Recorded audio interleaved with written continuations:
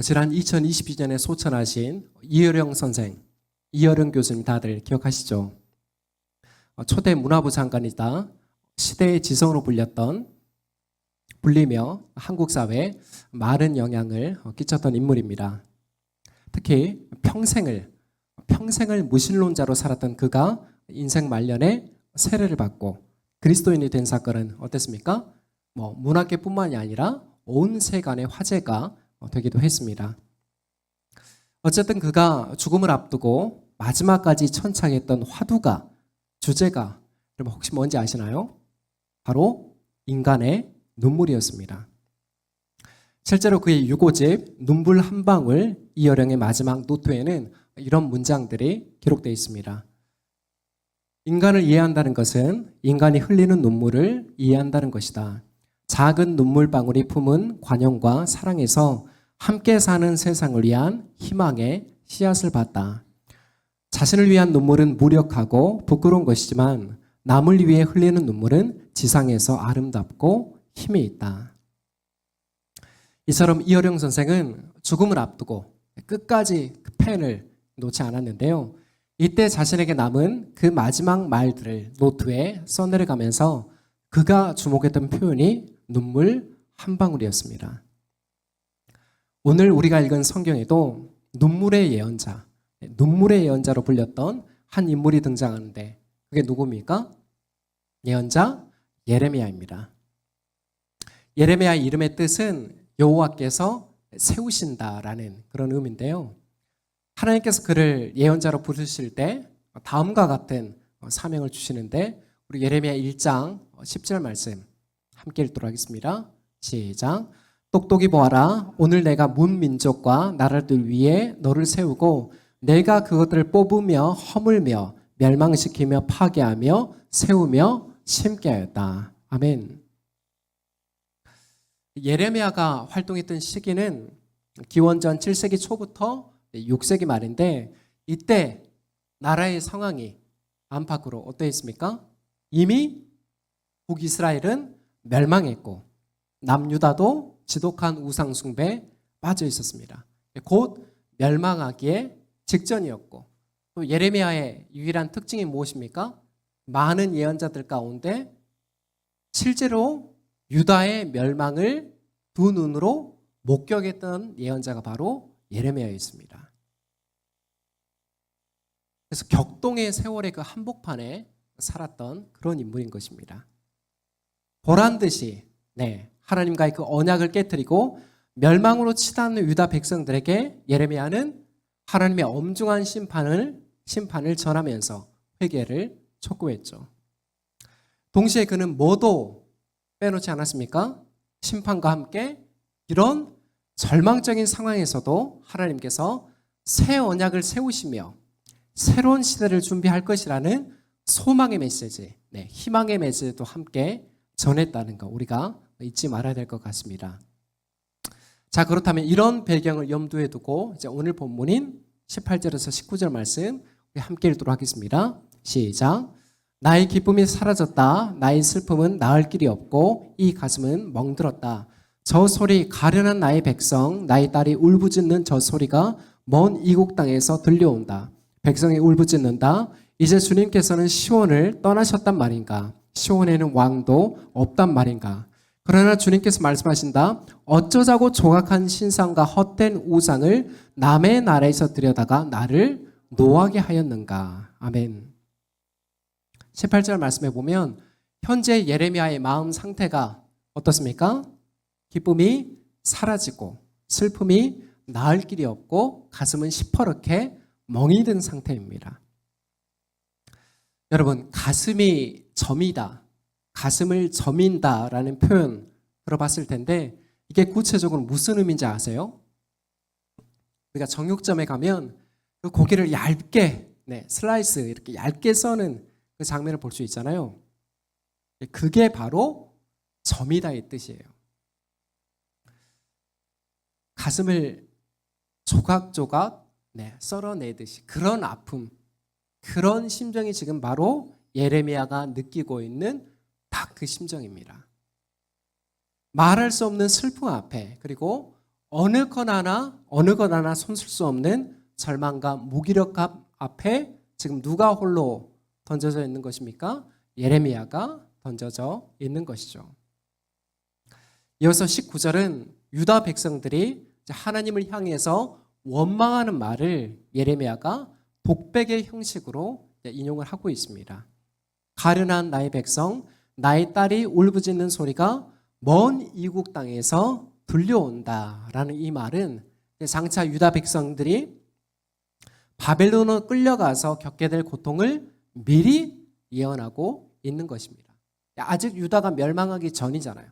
그래서 미리 앞에 일어날 일을 독백의 형식으로 예언하고 있는 것입니다. 자, 구체적으로 그들의 울부짖음이 어떠합니까? 이제 주님께서는 시온을 떠나셨단 말인가? 시온에는 왕도 없단 말인가? 여기에서 두 번 나오는 시온, 시온의 개념을 우리가 잠시 이해할 필요가 있는데요. 원래 시온은, 저를 보십시오. 원래 시온은 이스라엘과 요르단 사이에 있는 예루살렘의 언덕을 뜻합니다. 그리고 훗날 솔로몬이 이 언덕에다가 뭘 세우게 됩니까? 하나님의 성전을 건립하게 되죠. 또한 시편에 보면 어떻습니까? 시온에 대해서 거룩한 산, 여호와의 산이라고 표현을 하면서 이제 시온은 유대 민족의 신앙의 중심지로 자리 잡게 됩니다. 쉽게 말해서 시온은 여호와의 임재, 하나님이 함께 하심을 상징하는데요. 지금 유다 백성들이 여호와께서 시온을 떠나셨고 왜 시온에는 왕이신 하나님께서 더는 함께하지 않습니까? 라고 원망하고 있는데, 여러분 이게 과연 가당키나 한 변명입니까? 19절 하반부에 하나님께서 뭐라고 반박하고 계시죠? 어쩌자고 너희가 헛된 우상을 남의 나라에서 들여다가 나를 노하게 하였느냐. 생각해 보세요. 이런 적반하장이 어디에 있습니까? 나를 탓할 게 아니라 너희야말로 입으로는 선민이라고 그렇게 자랑하면서 실제로는 내가 제일 혐오하는 온갖 우상들을 가져다가 섬기고 있으니 이게 대체 어찌된 일이냐. 하나님이 이렇게 말씀하고 계시는 겁니다. 나 외에는 다른 신을 섬기지 말라. 나는 질투하는 하나님이라. 내가 율법에도 분명하게 기록하였건만 그 계명을 먼저 짓밟고 깨트린 것은 너희다. 그러면서 이제 여호와께서 살아있느니 없느니, 하나님께서 도와주느니 도와주지 않느니 어찌 그런 원망과 불평을 할 수가 있단 말이냐. 이렇게 하나님께서 경노하시면서 유다 백성들에게 반문하고 있는 것이죠. 안타깝지만 오늘날 교회 안에 이렇게 하나님을 향해 원망하고 불평하는 사람들이 목소리가 있을까요, 없을까요? 적지 않습니다. 이런 분들의 대표적인 증상이 여러분 뭔지 아세요? 바로 신앙의 주체가 거꾸로 되어 있다는 것입니다. 무슨 말이냐면 창조주 하나님을 위해서 우리 피조물인 인간이 존재하는 것이 아니라 나를 위해, 곧 나의 기쁨과 만족과 성취와 행복을 위해서 하나님이 존재해야만 하는 것입니다. 이해되시죠? 신앙의 주체가 바뀌어버린 것입니다. 마치 램프의 진이처럼 소원을 빌면, 도깨비 방망이를 휘두르면 늘 하나님이 나오셔야 되고 거기에 응답하셔야 되는 것처럼. 그런데 여러분, 예레미야가 유다의 여러 왕들과 귀족들과 백성들 앞에서 한결같은 메시지를 전했는데 그 내용이 뭔지 아세요? 우리가 지금 예레미야를 읽고 있는데 이미 두 차례의 바벨론의 침략이 이루어진 상황이었고 마지막 주전 586년에 바벨론의 침공으로 아예 유다의 역사는 이제 끝나게 됩니다. 예레미야가 한결같이 전했던 메시지는 이거예요. 뭐냐면 바벨론의 침략을 받아들여라. 그게 너희를 향한 하나님의 뜻이다. 반면 하나냐라고 나오죠. 거짓 선지자를 대표하는 인물이 하나냐인데 하나냐를 비롯한 거짓 예언자들은 백성들에게 뭐라고 전했습니까? 결코 아니다. 하나님께서 바벨론 왕의 멍에를 꺾을 것이다. 그리고 이전에 우리가 빼앗겼던 성전의 기구들과 앞서 끌려간 포로들까지 모두 다 2년 안에 도로 되찾을 것이다. 여러분 어떻습니까? 예레미야가 전했던 예언과 거짓 선지자들이, 거짓 예언자들이 전했던 예언 중에 뭐가 더 상식적이고 듣기 좋으며 호소력이 있습니까? 전자의 호자예요? 예레미야 예언보다 거짓 예언자들의 예언이에요. 생각해보세요. 나라의 멸망이 앞둔 상황이에요. 근데 걱정하지 마십시오. 하나님께서 바벨론 왕의 멍에를 꺾을 것이고 우리가 빼앗겨간 성전의 모든 기구들과 끌려간 포로들까지 다 2년 안에 돌아올 것입니다. 이 메시지가 더 설득력 있지 않습니까? 이게 더 백성들이 듣고 싶어하는 메시지가 아니에요? 근데 이 메시지는 어떻다고요? 거짓 선지자들이 전했던 하나님이 말씀하신 적이 없는 거짓 예언이라는 거예요. 이쯤에서 왜 유다의 희망이 남아있지 않는지 우리가 깨달아야 됩니다. 왜 그렇습니까? 그들은 애초에 하나님의 말씀에는 전혀 관심이 없고 오직 자신들이 듣고 싶은 메시지에만 끝까지 집착했습니다. 그래서 예레미야를 어떻게 합니까? 그 고향 사람들이 죽이려고 하잖아요. 바벨론의 침략을 받아들여라. 그게 하나님의 뜻이다. 너무 그 소리가 듣기 싫은 거예요.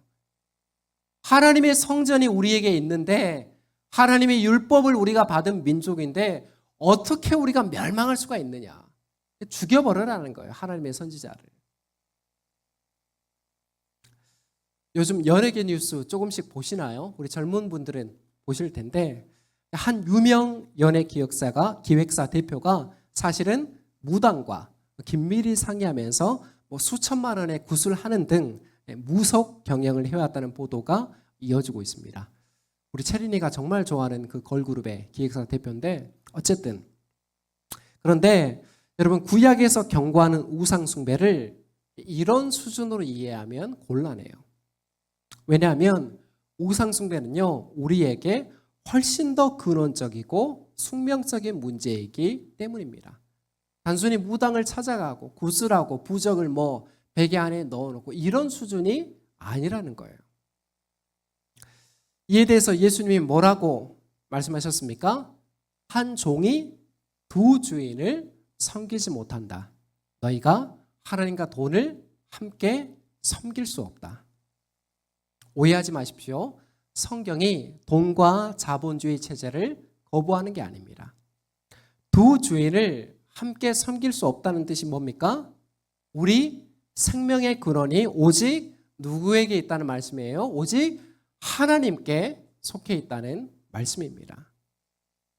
신앙이 없는 사람들은요, 물질이, 재물이, 돈이 생명의 근원이라 믿기 때문에 오늘도 어떻습니까? 돈 앞에서 우리가 청문회 현장에서 보잖아요, 지금도. 돈 앞에서 양심도 인간성도 모두 다 팔아치울 수가 있는 것입니다. 하지만 우리 그리스도인은 참 생명의 근원이 어디에서 비롯된다고 믿는 사람들이에요? 창조주 하나님과의 관계에서 비롯되기 때문에 또 이를 위해 오신 예수님을 인생의 주인으로 구주로 고백하며 받아들이는 사람들입니다. 그렇게 이 시대에 우리 성도의 역할은 여러분 무엇입니까?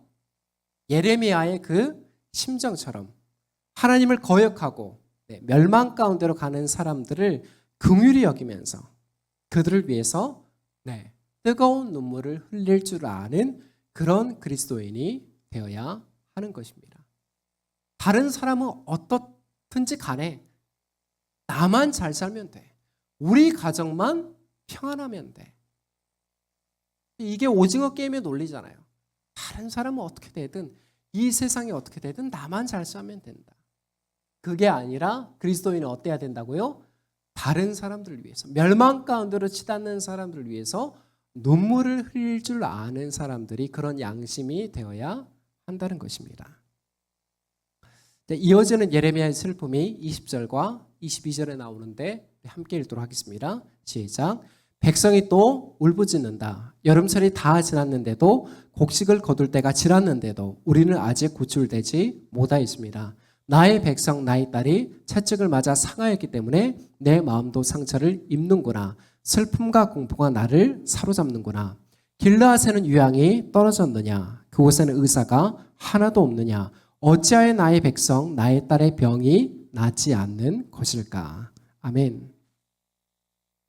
이 말씀은 유다 백성들이 하나님께서 주신 구원의 기회를 다 놓치고 결국 멸망을 피할 수 없다는 그 사실 앞에 예레미야가 슬퍼하는 그런 내용입니다.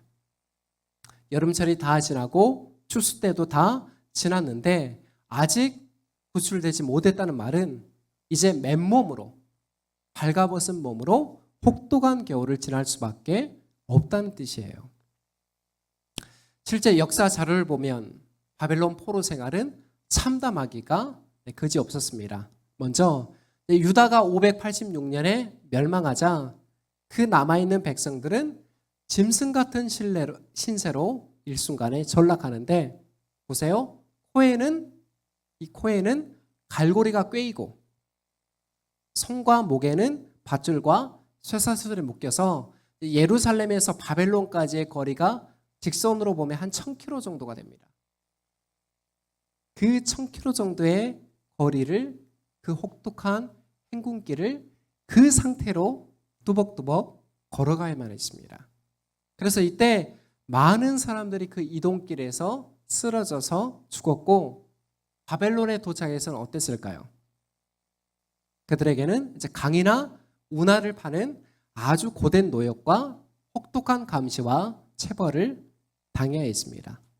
뿐만 아니라 이 포로에게 제공되는 식량은 턱없이 부족했고, 정말 비위생적인 환경 때문에 많은 사람들이 질병으로 목숨을 잃기도 했습니다. 북한에 아직 존재하고 있는 그 포로 수용소, 노동자 수용소 있잖아요. 교화를 위해서. 거기와 같은 거예요. 세계 인권 보고서에 보면 정말 인간성, 인간의 존엄을 지킬 수 없는 그런 상태, 그런 신세로 유다 백성들이 한순간에 놓여버리게 됐다는 것입니다. 이어서 22절, 길르앗에는 유향이 떨어졌느냐? 그곳에는 의사가 하나도 없느냐? 어찌하여 나의 백성, 나의 딸의 병이 낫지 않는 것일까? 라는 말씀은 다음과 같은 의미예요. 여기에서 길르앗은 유다 동북쪽에 있는 산악지역인데, 이곳은 약재로 쓰이는 유향의 산지로 유명했습니다.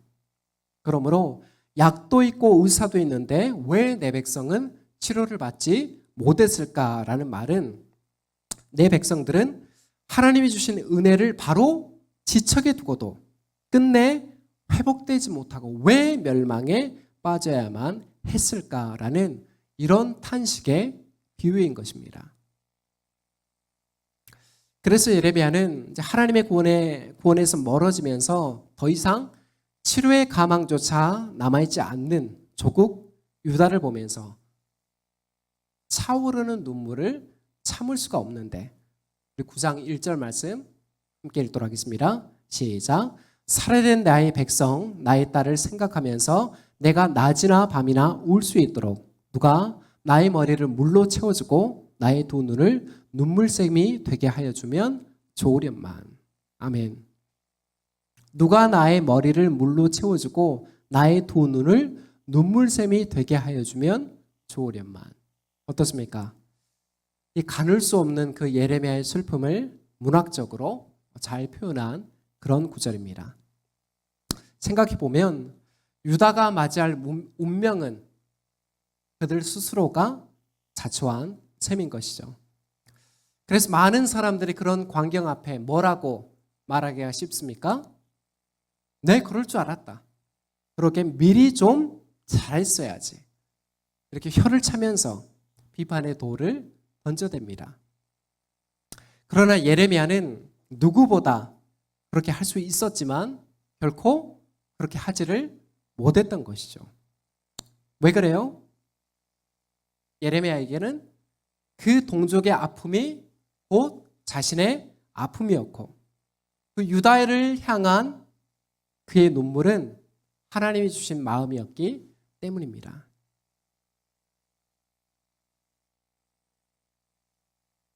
여러분, 사랑의 교회, 강남에 있는 사랑의 교회 설립자인 그 옥하는 목사님 다들 아시죠?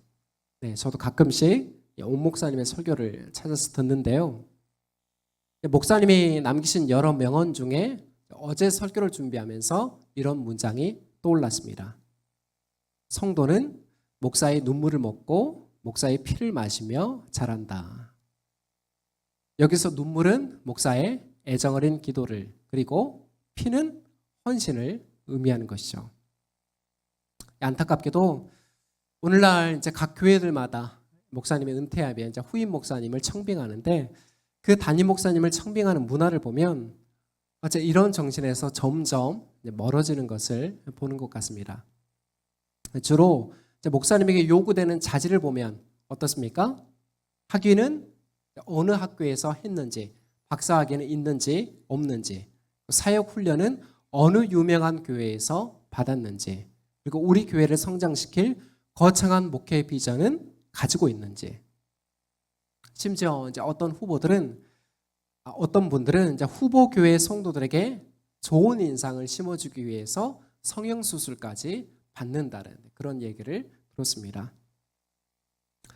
그래서 오늘날 이제 목회자들의 스캔들이 끊이지 않는 이유도 이런 성도들의 빗나간 욕망과 관련이 없다고 말하기가 어려운 것이죠. 목회자에게 CEO의 역할을 기대하고 연예인 같은 스타 목사가 되어주기를 원하고 있으니 그런 풍토 안에서 바른 목회관을 세우기란 여간해서 쉽지가 않은 것입니다. 저도 어제 이제 말씀을 준비하면서 그렇다면 저의 목회적 관심과 열심은 어디에서 비롯되고 있는지를 잠시 돌아보게 되었습니다. 앞에 계신 우리 성교 목사님처럼 성도들을 위한 그 애타는 눈물의 기도를, 어떠한 여러 많은 조건들보다도 그 애타는 눈물의 기도를 어떻게든 계승해야겠다는 그런 마음을 다잡게 되었는데요. 끝으로 저와 여러분에게 공통되는 질문을 하나 드리고 싶습니다. 현재 우리를 슬프게 하는 일들은 무엇입니까? 저마다 다르겠죠. 경제적으로 회복하기 힘든 손실을 당했거나, 믿는 사람에게 큰 배신을 당했거나, 갑자기 큰 질병에 걸렸거나, 대부분 이런 문제들이 우리를 슬프게 하는 일들입니다. 하지만 그리스도인은 그와 같은 나를 위한 개인적 슬픔에만 머무는 사람이 아닙니다. 그렇게 돼서는 안 되는 것이죠. 오늘 예레미야가 보여준 대로 타인을 위한 슬픔, 다른 사람을 위한 슬픔에 적극 동참하는 자세가 그리스도인의 빼놓을 수 없는 자질이에요.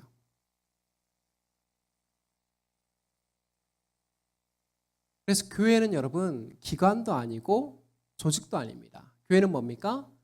주님의 몸된 공동체입니다. 우리 하나하나 한 사람 한 사람이 다 교회의 머리 대신 예수 그리스도 안에 접붙여져 있는 그런 지체예요. 그래서 팔이 아프면 어떻습니까? 다른 기관, 다른 부위들이 그 고통을 고스란히 느끼는 것처럼 교회 안에, 공동체 안에 어려움을 당한 성도들이 있으면 그 슬픔에 우리가 동참해야 하는 것입니다. 그리고 그게 합당한 성도의 그리스도인의 반응이라는 것이에요. 오늘날 교회는 대형 교회를 우리가 지향해야 되는 이유가 바로 여기 있는 거예요. 너무 많은 사람들이 교회 안에 몰려들면 그 익명성 뒤에 숨어서 무임승차하는 사람들이 많습니다. 교회가 제공해주는 혜택은 고스란히 누리면서 정작 교회를 위한 헌신과 희생은 짊어지기를 싫어하는 것이죠. 참 감사한 제목은 그래도 우리 교회가 서로를 돌아보는 섬김에 여전히 가치를 두고 또 깊어지고 있다는 사실입니다. 윗물이 맑아야 아랫물이 맑다고 했잖아요. 성교 목사님 내를 비롯해서 우리 직분자들이 앞장서서 섬김과 헌신의 본이 되어주셔서 얼마나 감사한지를 모릅니다. 누가복음 19장에 보면 당시 예루살렘 성을 보시면서 눈물을 흘리시는 예수님의 모습이 나옵니다. 복음서에 보면 예수님이 눈물을 흘리는 장면이 한 3장면 정도 나오는데 이제 그 중에 하나이죠. 이 눈물이 뭘 의미합니까? 예루살렘 성내를 바라보시면서 훗날 그 예루살렘도 어떻게 됩니까? 로마 군대 침략을 통하여서 완전히 다 허물어지게 되죠. 그래서 그 모습을 예언하고 있지만 동시에 주님의 눈물은 또 뭐를 의미합니까? 잃어버린 백성들을 향한 주님의 그 애타는 사랑을 보여주는 것입니다. 목자 없는 양같이 유리하며 방황하는 그 많은 백성들의 영혼을 불쌍히 여기면서 예수님이 눈물을 흘리시는 거죠. 우리 주변을 한번 둘러볼까요? 어떻습니까? 사람들은 다 잘 사는 것처럼 보여져요. 다 겉으로는 문제 없는 척, 괜찮은 척, 쿨한 척 그렇게 말합니다. 그런데 왜 우리 사회 자살률이 떨어지지가 않는 것입니까? 그런데 왜 우리 사회 우울증과 공황장애와 각종 정신적인 질환들이 계속 늘어나고 있는 것입니까? 사람들이 다 감추고 있는 거예요. 다 괜찮다고 그냥 그렇게 믿고 싶은 거예요. 여전히 우리가 긍휼히 여겨야 될 사람들과 우리의 기도가 필요한 문제들이 산처럼 쌓여 있습니다. 지금 우리가 이 자리에 있는 이유도 누군가 우리를 위해 흘렸던 그 눈물의 씨앗이 있었기 때문임을 잊지 마시기 바랍니다. 설교 서론에 제가 인용한 대로 이어른 선생의 말대로 자신을 위한 눈물은 무력하고 부끄러운 것이지만 남을 위해 흘리는 눈물은 아름답고 힘이 있다고 했잖아요.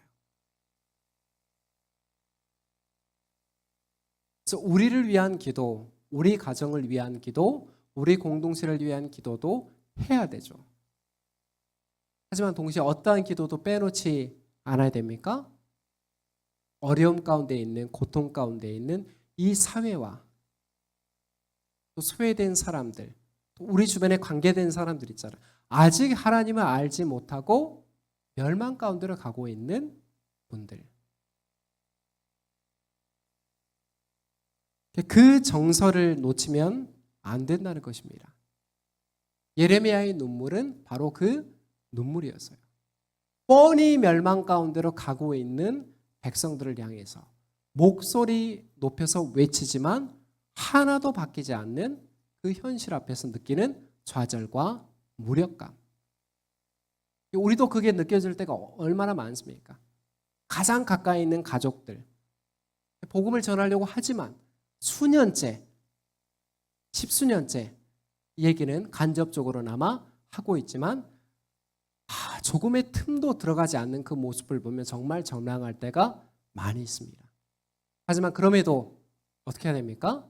포기하면 안 된다는 것이에요. 하나님 저에게 더 눈물을 주십시오. 하나님 저에게 더 영혼을 긍휼히 여기는 마음을 주십시오. 변하지 않는 그 모습으로 인해서 우리가 절망하기보다는 내가 지치지 우리가 지치면 안 된다는 것입니다. 주님의 마음을 계속해서 부어주십시오. 변하지 않는 사람보다 내 마음에 그 주님의 마음이 크면 끝까지 우리가 인내하면서 기도할 수가 있기 때문이에요. 그 정서를 놓치지 마시기 바랍니다. 그리고 예레미야라면 나는 과연 그렇게 할 수가 있었을까? 저는 못했을 것 같아요. 내가 외치는 그 말씀을 다 거부하고 오히려 나를 잡아 죽이려고 하는데 하나님 저 사람들 빨리 멸망시켜서 깨닫게 해주십시오. 자신들이 얼마나 큰 죄악을 저지르고 있는지 빨리 멸망시켜서 보여주십시오. 저라면 그렇게 기도했을 것 같아요. 그런데 예레미야는 그들의 아픔을, 그들이 멸망당하게 될 운명을 자신의 운명처럼 받아들이게 되었다는 것입니다. 자신을 위한 눈물은 무력하고 부끄러운 것이지만 남을 위해 흘리는 눈물은 아름답고 힘이 있다. 이혜령 선생이 주 그 임종을 앞둔 마지막 순간까지 얼마나 이게 고귀한 헌신입니까? 누군가 나를 위해서 기도해주고 그 눈물을 흘려줄 수 있는 그 사람이 있다는 것, 그 공동체가 있다는 것, 이것 때문에 희망이 우리에게 남아있다는 것입니다. 우리가 빚진 그 값진 눈물이 있을 것입니다. 그 눈물들을 기억하면서 이번 한 주도 우리에게 맡겨주신 그 사람들을 위해서, 우리에게 맡겨주신 그 영혼들을 위해서 고귀한 눈물의 기도의 자리로 나아가는 저와 여러분이 되시기를 다시 한번 주님의 이름으로 축원합니다. 기도하겠습니다.